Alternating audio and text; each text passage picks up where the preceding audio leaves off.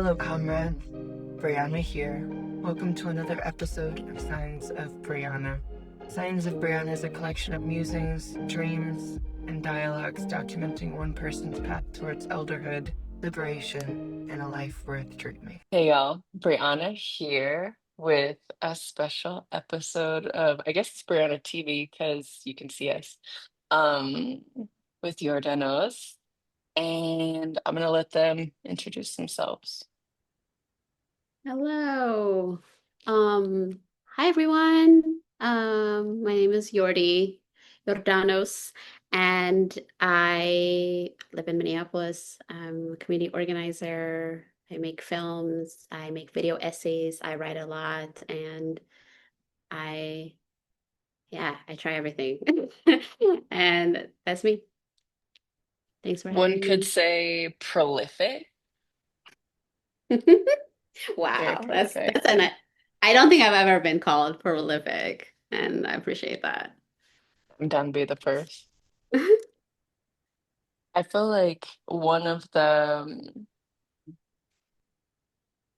things that really solidified our connection was this book. And I like, can you zoom in on your copy? Can you show what you're like Yes. dead name my ass? No, no, no. Not on my watch. What's special about your copy? Oh my God. First of all, the journey to get this book was a journey. I got this book. You told me about this book, and I was like, I must get this book. And so I was on eBay. No, I was on Thrift Books. It wasn't available on Thrift Books, but then I found it on other websites and it was like over $100. I was like, that's wild. I'm not gonna pay $100 for a book. And I found it on eBay. I bid, I bid out someone else and I got it for $13. And I'm like, that can't be right. $13, it can't be right. Somehow it got delivered to me after 2 weeks and it is annotated in Arabic. Oh yeah. And it is, it already has so much annotation. I can't read Arabic, but if you can see, Oh, it's yeah. beautiful. Yeah, and my next goal is to go through like the Google Translation app and just kind of find what they annotated is the goal, if Google can make out. But yeah, this is my Bible. I take it everywhere. I talk about it at like random places. I have sent many, many voice messages to Brianna because this book is magical. It has articulated a lot of stuff for me, and um, What book? yeah. The queer art of failure or art of failure if you don't want to use the word queer. But yeah, What are, why does it move you so? why does it move me? Um, it moves me for so many reasons. I think it's a very analytical book and it uses film, a lot of films, like specifically like children's animation as a way to analyze really like big concepts and big themes like US imperialism and optimism and just mental health and queerness itself. And I think it does it in a way that feels at times very academic, but also like very like disseminating of things that I've like thought was I was like, that's wild. Like that can't be true. Like movies like Nemo, movies like Monsters Inc., movies that I grew up with. But I was like, something is weird about this movies. But like hearing the author use like a lot of supplemental text and writings to talk about failure and the metric of failure um, is first of all like just was like really awesome, but also as someone whose upbringing is very much like around the metric has always been success and outcome driven. Mm. And I think failure is something that is it's an emphasis of my existence. If I have experienced failure, it means that I have not survived well. And so Mm, this book like really reframed in a very like inspiring, but like I think on a very like I don't know. I think it's very sweet. I would describe this book very sweet. Like I think it describes very familiar movies and talks about these big concepts that you've always thought about or like have articulated in different ways in your life and so it just says a lot about why we do the things we do and why we define our life according to the metrics that is designed by society's metrics rather than like what feels like fulfillment or satisfying to individuals. So yeah, it felt like disruptive in a lot of ways because it's like mm, failure is the fulfillment. The reason that being queer in whatever way that you are in this world, like how you take up space and all of those things, failure is all like a big part of it, like central to it. To be mm, a queer person, like a successful queer person, you have to mm, fail. mm. And I was like, yes, yes. Um, and also as someone who like was raised in East Africa, who saw the United Nations and US imperialism talking points before I even knew how to read.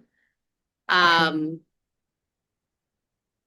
you know, there's this like conversation of like economic collapse that you are experiencing around you, or like these nation states big concepts but also small feelings about yourself and forgetfulness, identity and optimism are all like interlinked and interweaved.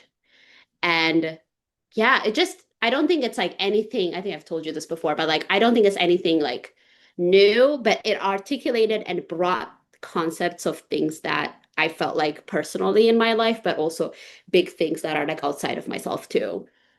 And that moves me. I think that's hot. I agree. I mean, I What think moved one you? of the most iconic things that, like, you said something to me that will stay with me until I die. You said a lot of things. You be saying shit. But I remember you saying like for some folks this is their first genocide and it shows. And I'll never forget you being like, I think that there's been like something so impactful to me about like our comradeship and our friendship, and to just be able to like sit with you and listen to your experience as someone who like I was just thinking about like you talking about Nemo and Monsters Inc. And like when those movies came out, were you watching them in the US or were you watching them in Ethiopia? Monster Inc. I watched it here. Nemo, I was in Ethiopia. And the context is so different because I was like, I was mad at Dory for being like forgetful. I was like, why is she messing up this trip? And I was eldest daughtering that shit. I was like, Jordanos, please enjoy this children's movie. And I was really proving him wrong. That's what I was doing. Mind you, I was watching Finding Nemo at like Shattuck Cinemas in Berkeley, California with my homie, and we had gotten like super stoned and gotten cheese fries from Mel's Diner. And like we're eating fries stoned watching Finding Nemo. And I was like, no movie, like I think I was 13 years old. Like I was like, no movie has ever, like, this is the best thing I've ever seen. And this is the best moment of my life. And like, talk about forgetting, like a teenager with like stoned brain and the munchies. Um, Yeah. but just, yeah, I think that it continues to be,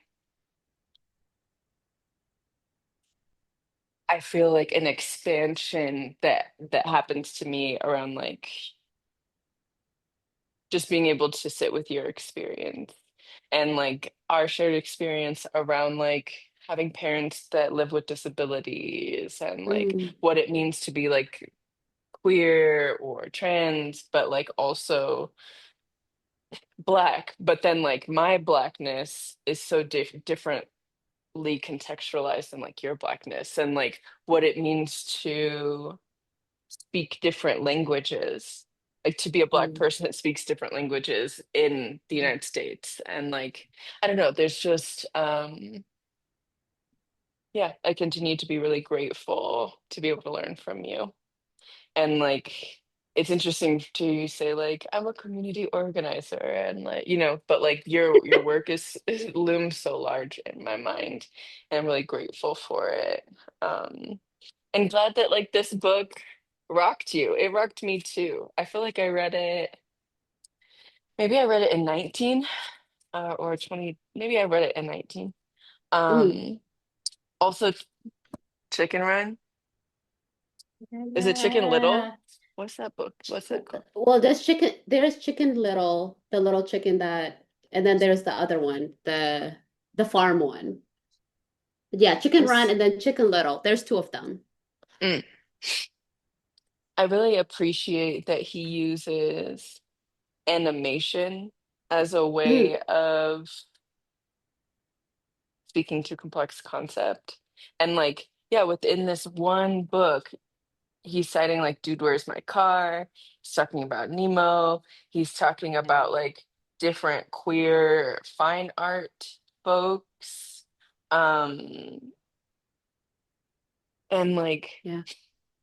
as an artist I find myself becoming ever more like disinterested in Mm, classical forms. Like I'm not interested in like poetry or mm, theater or mm, dance, but I like mm, when they merge and like commingle and when like the wind takes the seed and it like makes a plant grow in a place it's never grown before. Like I find that to be really exciting, and I think this was one of the first books that I read that number one was academic, but I felt like I could approach it. And part of the mm, reason I felt that way is because I fucking love cartoons and I always yeah. have loved cartoons. And I feel like Steven Universe is like a seminal queer text that like I would love to hear what he thinks about. I Um, know. we need to call him up. We need to be like, Like, hey, you drop got the some. sequel, part two, please. I am so curious. I'm also really curious about his. I think there's like adult animation, like animation that is like directed to specific adults. Like it's called like adult animation, like BoJack Horseman and stuff like that. That are also playing with like larger concepts of like self-loathing and isolation, lack of belonging, all of these things, but they have to be coded as Mm, adult, mhm, adult animation. And in my mind, I actually feel like works from like Pixar and animations like that actually are sort of for everybody, like anybody who's human. And that is what he was trying to get at too. Like with Chicken Run, he's talking about like it was about organizers, people that were coming together. I mean, chickens that were coming together to organize and to free themselves from oppressors. That is a big, big ass concept. I don't think it needs to be, I think that's also why film has been escapism for a very long time in my life. I mm, think I've been watching film since I can remember. I would say it's probably one of my first languages, just like storytelling is at coffee ceremonies with my grandparents. Film has been that thing of like um, transporting, but also I think seeing even when I'm not seeing myself, I think I'm seeing myself. Like I think animation, like I remember watching The Lion King and Shrek over and over and over and over again and doing the dialogue with the characters. And my mom being like, okay, it's time to do a new movie. At this point, we know all the dialogue. And I'm like, I was no. like, no more. No, like the familiarity of that, but also I think it is exploring stuff like community and belonging. It is about being subversive, disruptive, like, like, and I'm like, wonder why that appealed to us, why that was so compelling. And I'm like, yeah, it totally makes sense. And I think reading this book, not in a non-academic setting, like not in an institution, but like, I think this was like probably our first 4 hour long ass meeting. And we were just talking and we were like trading stuff. We were supposed to have a work meeting, I think. And then it ended up being something else. And then you were like, so there's this book I read a while ago. It's called The Queer Art of Failure. And I And was you were like, like, what? interesting. I was like, interesting. And I remember just like going home and like checking it out, and I was like reading excerpts. I'm like, I have to have this book in my hands immediately. And because I think it was talking about stuff that was really painful to witness, but also stuff that we had names for even before they were in this book. And I think that is when it's almost like confirmation bias a little bit in an academic wording. And so I think something about that feels because the writing is very serious. It talks a lot about like low theory a lot, like low theory being at like using animation and like some of these cartoon films as a way to emphasize like these very, very, very, very large concepts of like imperialism and optimism and queerness, but also at the end he's like, actually, there's no such thing as low theory. It's all like institutionalized in ways. Um, yeah, and I appreciate that so much. What moved you? You said you read this book in 2019, 2020, maybe. Mm. What moved you when you first read it? Like, what was your first, like, immediate reaction to it? Well, I think like the soundbite that I walked away with was if success is based upon like white supremacist, capitalist, ableist, fucking conceptions of being, Mm, then as queer folks, shouldn't we be aiming for failure? Isn't failure where like mm, the living is, where the being is? And I really fucked with that.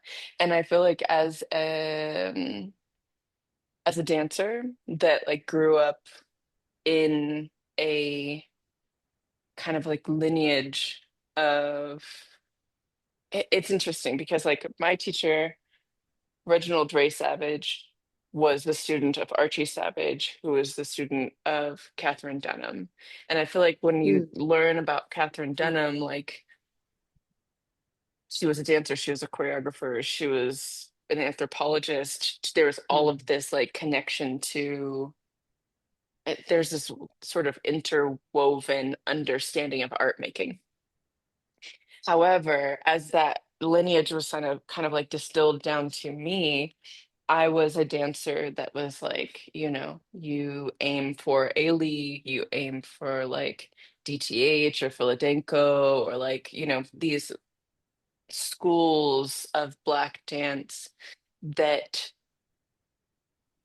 by the time I'm studying in like the early 2000s, like it's so like distilled down high art, big theater space, like mm, there's a way that you comport yourself and you don't. There's a way you dress, there's a way you speak, there's a carriage to the body. And by the time I graduated from high school, I was pretty burnt out. I didn't even have those words for it then, but like I didn't mm. make art for like a decade.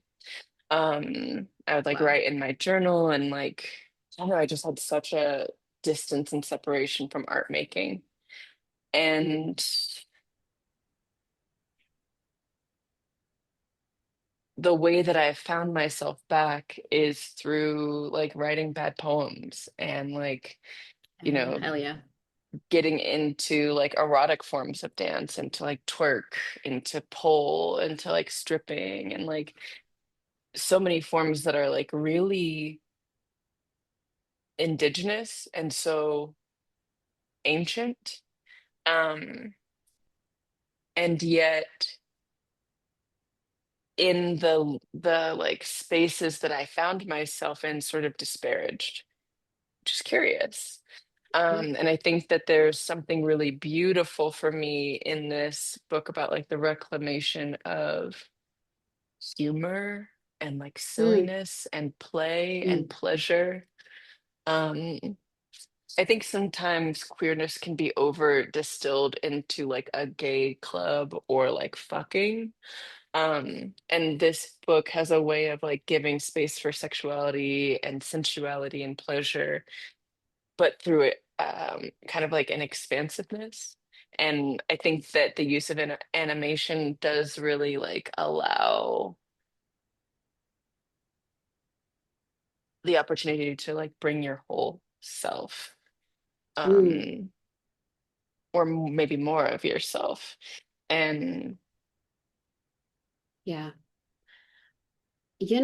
I think I was telling you this before we started, but I was doing, I'm doing this video essay, but then also writing about mastery and this obsession with mastery, Black excellence, whatever the name of it is. Um, and there's not a lot of intimacy to mastery. Like you don't see people, you don't know that person, whatever they're performing, they are intricately choosing how you are going to receive the thing. It is this manufactured, architected thing that is your takeaway's already been defined whenever there's this mastery associated with it. But I think the thing about failure is that like it's like freedom too. It's there's a comfort to it because the stakes are so low. It's like not that serious. Like calm the fuck down. And I think as someone who has, and I think still takes themselves seriously, failure and like being playful about like failure and like what you put out, like putting out silly little poems, putting out like a video essay because you had a thought at 3 a.m., hell even though you yes. don't, it's just like there's something about that. You're like, I don't know who's gonna watch this or who's gonna read this, but I'm gonna put it out. I'm gonna put it out. And there is such a big thing about the art of failure in this book that is discussed about, like, even I think it's a book, it's an academic book, but even the way he talks about the concepts, it's so unserious. It's so Mm, like funny and humorous. And he's like, yeah, it's literally not that serious. Like the cover is unserious. Like everything is so unserious because it's like at the end of the day, it's not that deep. It's really about like put something out. Put something out. Let it be a little slanted, a little weird, and like on like detach it from your identity as much as possible. Because mastery, I think, makes you shield and put up walls in a way that doesn't feel like you are really there. Like it feels like you are absent from whatever you're putting out. And that's why like I don't really subscribe to this ideal of like Black excellence and like this like idea of, because it's an illusion. It's an illusion. It is controlled. It is founded around like white supremacy, like paternalism and like perfectionism. Like, but like it's fuck that. That's not gonna get us, that's not gonna get you free. good. Like you're not gonna be happy. You're not gonna be satisfied. Um, yeah, I think that feels really comfortable for me. What you shared reminds me of like I remember Bob the drag queen talking about getting cast on Drag Race and like Mm, sharing. I think they auditioned more than once, and maybe they shared on YouTube like one of their like the audition tape that didn't get in. And I'll never fucking forget them being like, I'm not I'm not aiming for perfection, like mm, I'm just gonna put it out there, them being like, if I was aiming for perfection, I would have never gotten on Drag Race, like I'm just gonna do mm, it and put it out there and then keep it moving. And I found that so liberating to hear them say. They're one of my favorite drag queens. I think that they're like, sometimes I'll ask people like if you were gonna take different RuPaul Drag Race drag mm, queens and like mix together to make yourself, like who would you include? And I would mm, definitely put some Bob into my formation. But like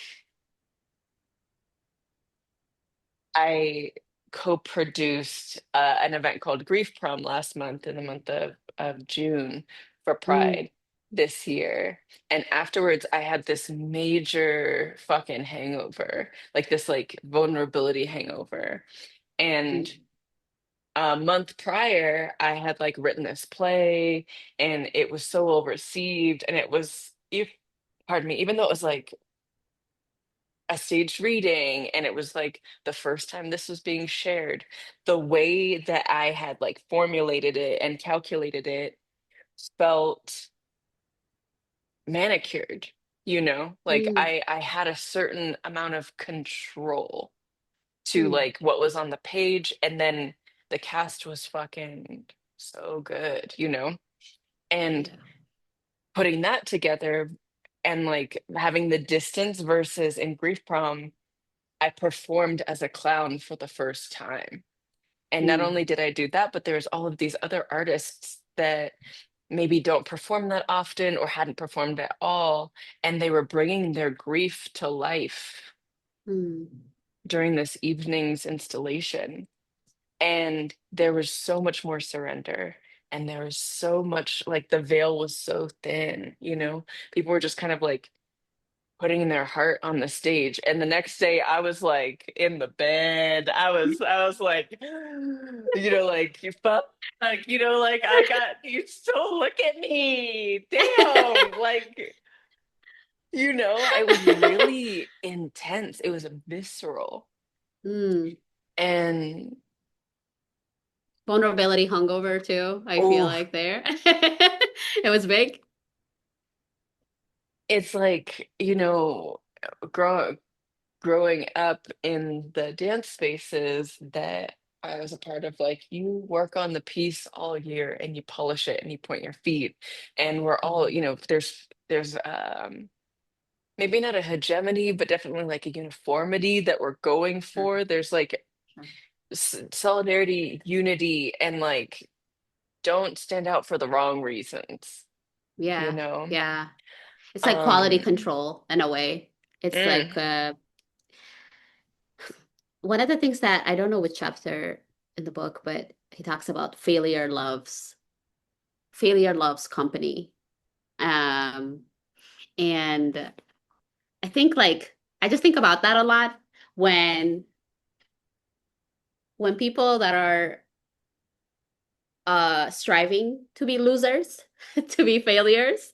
Um, I feel like there's this intense need for finding other people that are also choosing to fail, to be perceived to be perceived as a loser. Because I think there's something to like I think when you are failing, it's really hard to do the art of failure on your own. mm. I think it's really, really challenging to do the art of failure on your own because there's some missing pieces in it. There's almost like this community making almost goes hand in hand with failure, I think. Because I think the people that are feeling the most isolated that I witness in my life, for instance, or the people that are like, I don't know what to do with my like I don't know who to reach out to. I'm not sure who I am. Like there's this like constant over intellectualization of feelings or thoughts or what they should put out. Should people even see this? Like, do I even deserve to be perceived? I feel like those people are the most isolated and they don't want company because they're not ready for company. But I think as soon as you kind of get in the soup of failure and you're like, you know what? This might all fail and this is all like low stakes. Like I'm not even expecting anything out of this. There is there's a natural there is a natural like community that comes out of that. Like you find people and you're like, do you see what I'm saying? Like, do you perceive the world like the way like I am seeing it? Like it's almost like it is impossible to be failing showing and being seen, but do it alone. And there's something like just so tender about that. Yeah.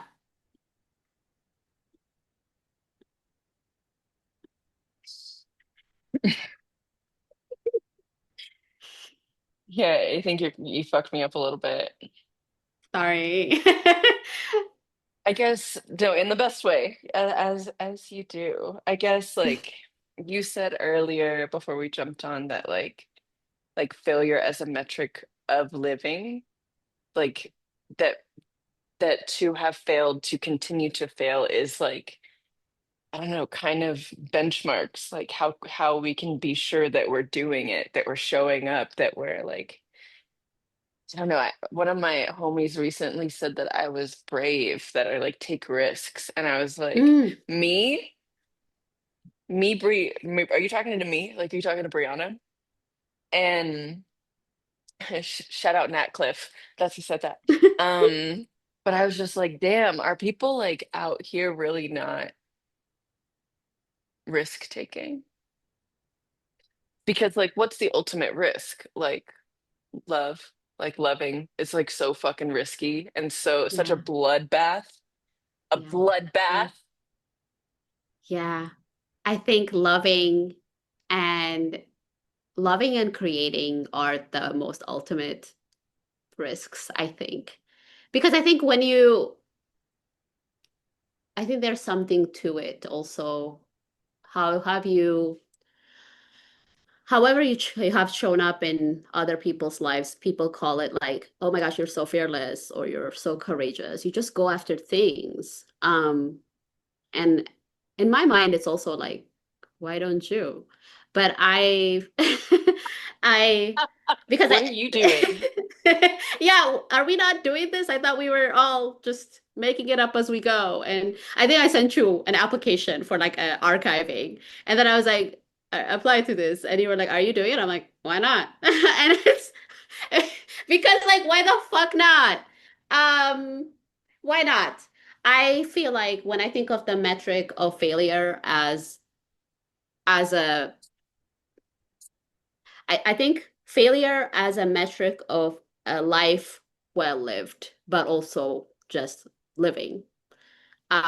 So I am really in like the film spaces right now, trying to kind of write my treatment for my film, which is like this big screenplay for my documentary.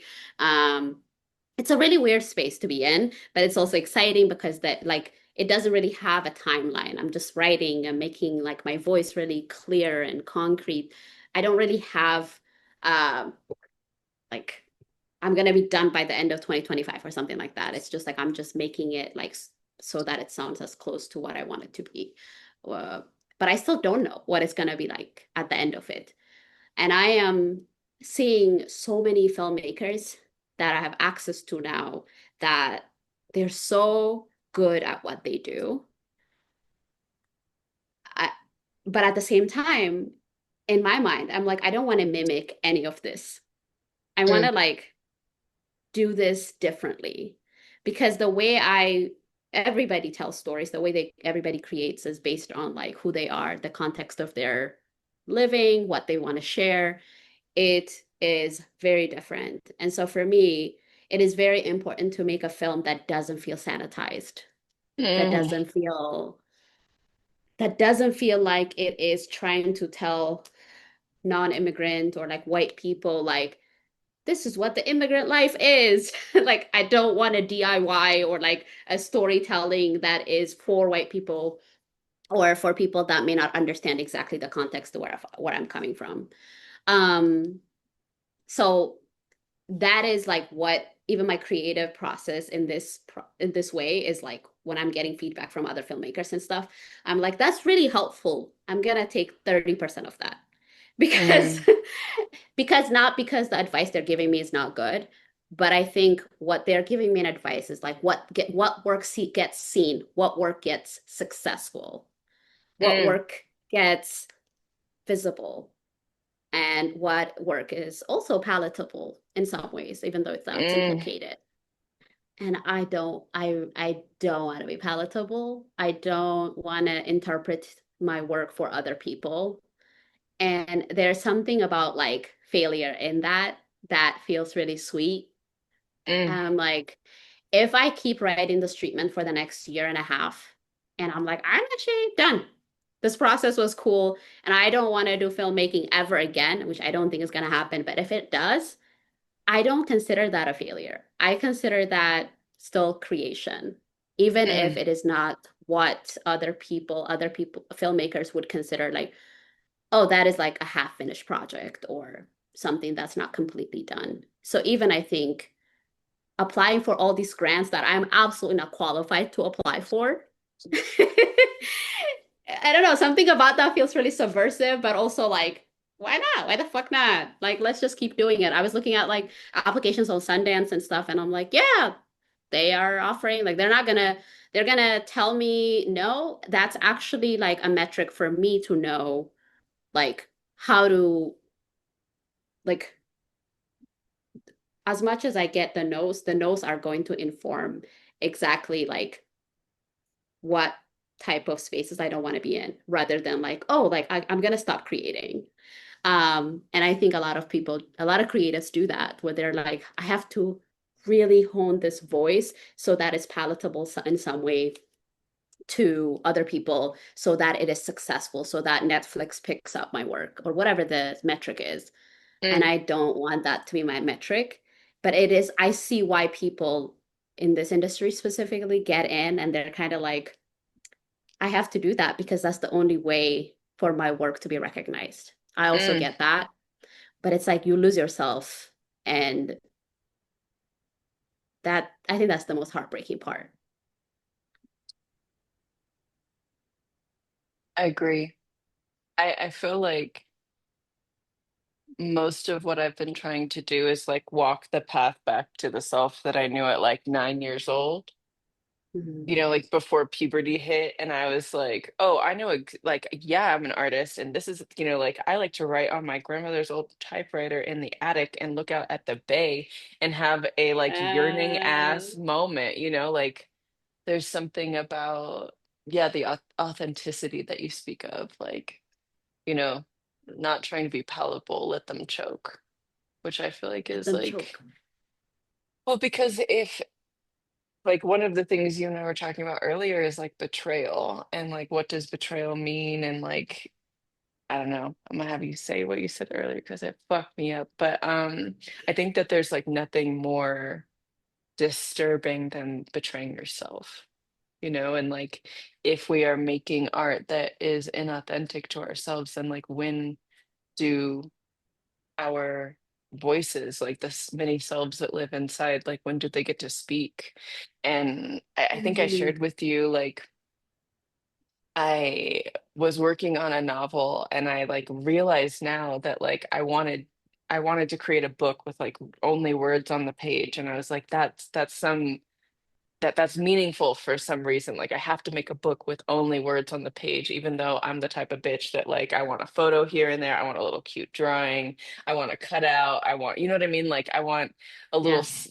like a piece of translucent paper that you pull out and it has a map. Like I want I want some Yes. other shit. I like a multimedia project. Yeah. Um, but I was like, I need to make a book with only words on the page, like some sort of like purist dream that I got Yeah. like stuck on. And I decided what kind of book it was going to be. And like, no, no, no, no. I made all of these choices Mhm. outside of the art making process, and Mhm. my protagonist like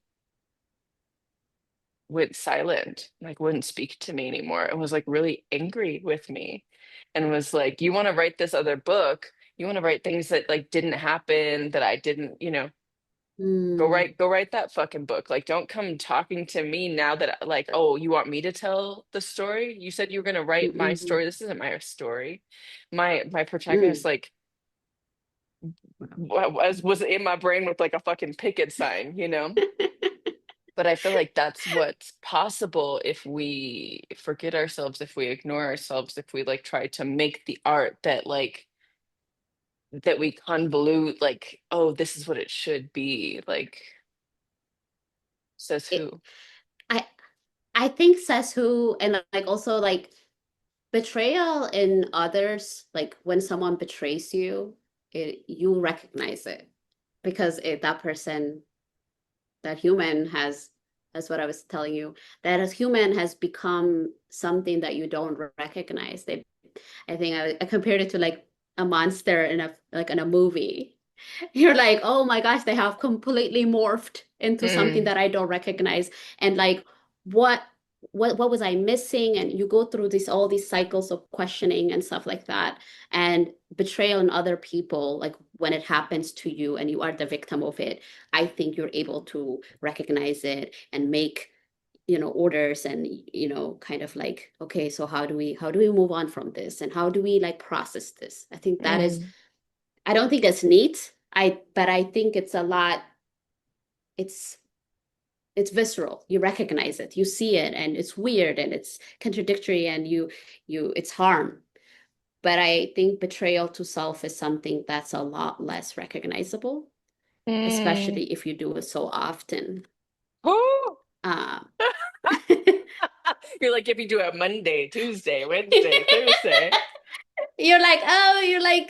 you're betrayal girl now. You're the superhero, you're betrayal girl. And I think about that often. My friend who's annoying says like, "Are you betraying Your friend yourself who's today?" annoying. She's annoying because she's she's right most of the time. But like I would be like, I'm so burned out. Like I said yes to too many priority to things that I didn't really want to say yes, because I'm an oldest daughter enough to say yes. So I think I have to say yes or the world's gonna burn. Um, and so she always says, like, my friend is Tiana. Hi, Tiana. She's like, well, I feel like right now you're betraying yourself. And she says it so like self-assuredly, very, very concretely. And I hate that. But it's true. I think there's something about that.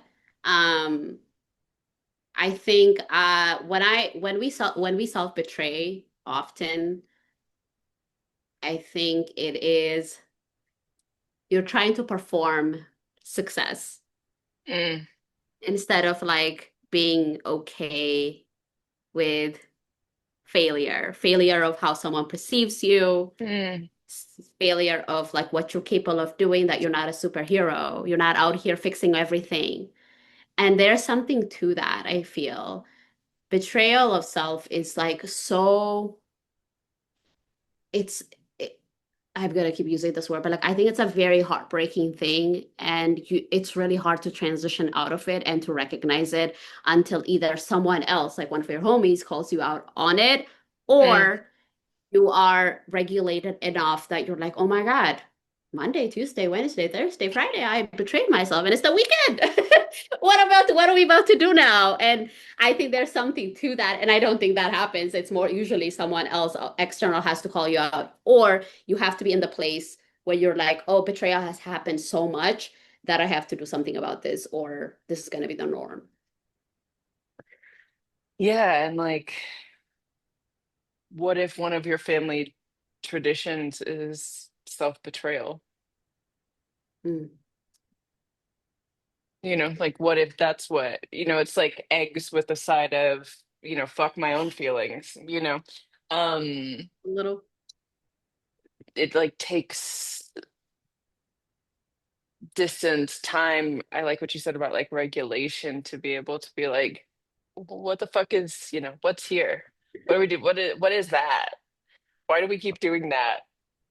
Um, It's I think betrayal, like self-betrayal specifically, is also like optimism, which is something mm, that like he talks about in the book. Like, it will all be okay. It will all, like, nobody will ask me for anything else tomorrow if I do everything else right today. Stop lying to yourself, be for real.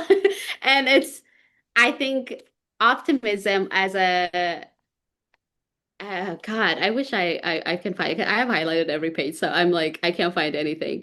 But I think optimism is is a product of capitalism, and it's a product of imperialism.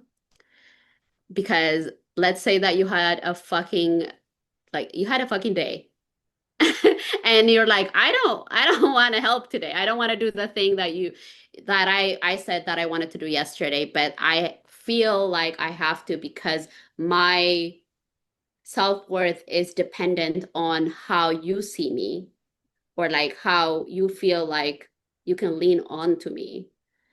And Don't lean on it's me. like, don't lean on me too much. And like I think there's almost this like the outcome and the product that I'm able to produce as a human Mm, into your life is almost like a metric of you saying like how valuable I am to you.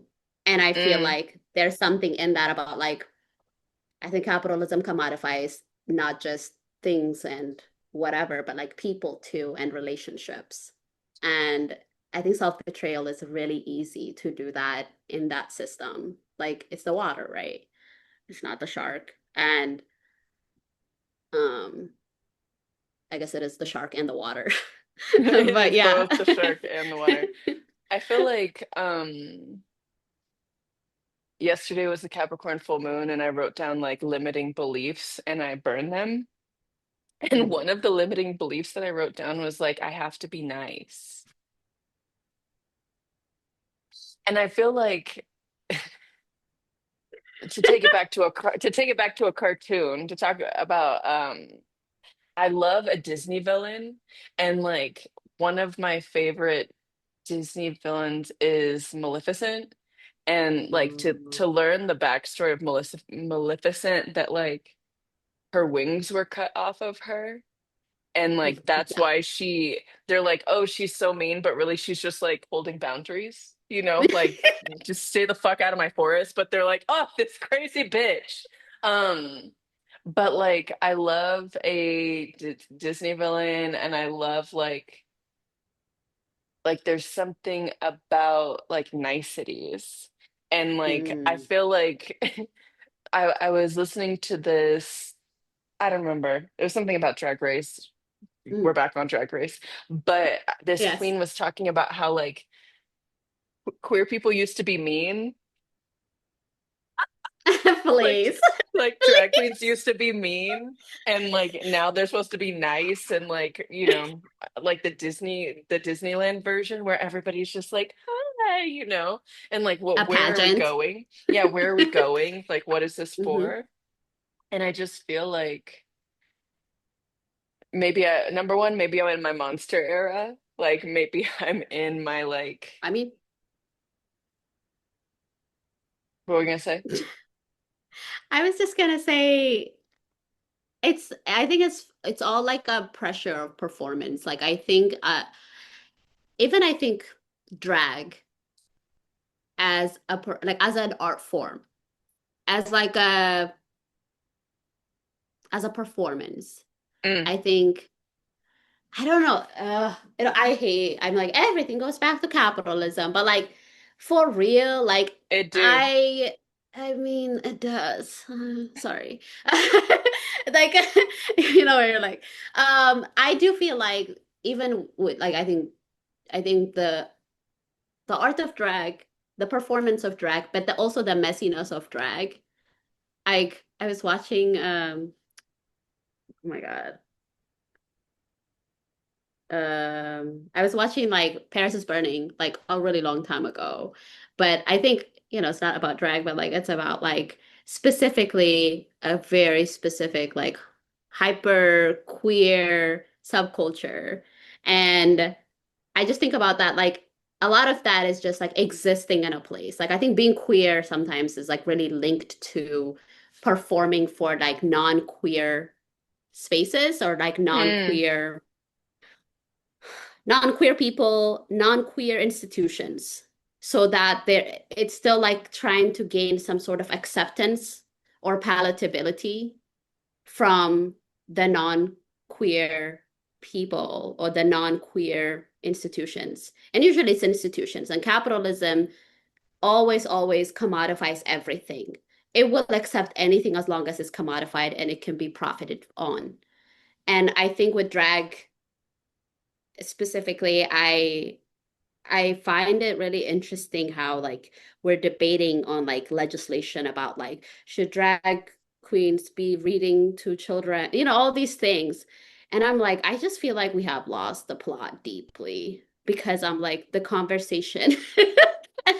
I'm like, what are we even talking about at this point?